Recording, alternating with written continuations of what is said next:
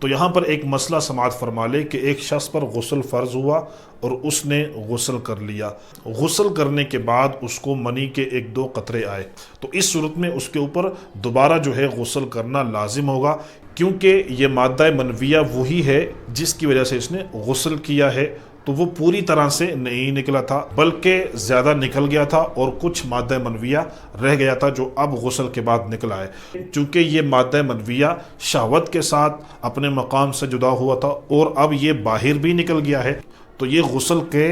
فرض ہونے کے اسباب میں سے پہلا سبب تھا کہ مادہ منویہ اپنے مقام سے شہوت کے ساتھ جدا ہو اور پلس باہر نکل جائے، تو یہ شہوت سے جدا بھی ہوا ہے اور باہر بھی نکل گیا ہے۔ لہٰذا اگر غسل کرنے کے بعد پھر جو ہے منی کے ایک دو قطرے آ جائیں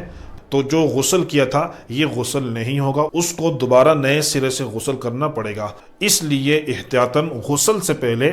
3 کاموں میں سے کوئی ایک کام کر لینا چاہیے۔ یا تو تھوڑا سا سو لیں، کیونکہ سونے کی وجہ سے انسان کے جسم کے اعضاء ڈھیلے ہو جاتے ہیں، تو اس لیے جو منی باقی رہ گئی ہوگی رگوں کے اندر وہ بھی باہر نکل جائے گی۔ یا جو ہے تھوڑا سا چل لیں، کیونکہ چلنے کی وجہ سے جو باقی ماندہ مادہ منویہ اندر رہ گیا ہوگا وہ بھی نکل جائے گا۔ یا پیشاب کر لیا جائے، اس سے بھی جو مادہ منویہ رہ گیا ہوگا وہ بھی نکل جائے گا۔ اگر کسی شخص نے ان تینوں کاموں میں سے کوئی ایک کام کر لیا اور غسل کر لیا، اس کے بعد ایک دو قطرے اس کو مادہ منویہ کے آتے ہیں، تو اس صورت میں اس کے اوپر دوبارہ سے غسل کرنا فرض نہیں ہوگا، کیونکہ یہ وہ مادہ منویہ نہیں ہے کہ جس کی وجہ سے اس نے غسل کیا تھا، بلکہ یہ اور ہے، تو اس سے صرف اور صرف وضو ٹوٹے گا، غسل فرض نہیں ہوگا۔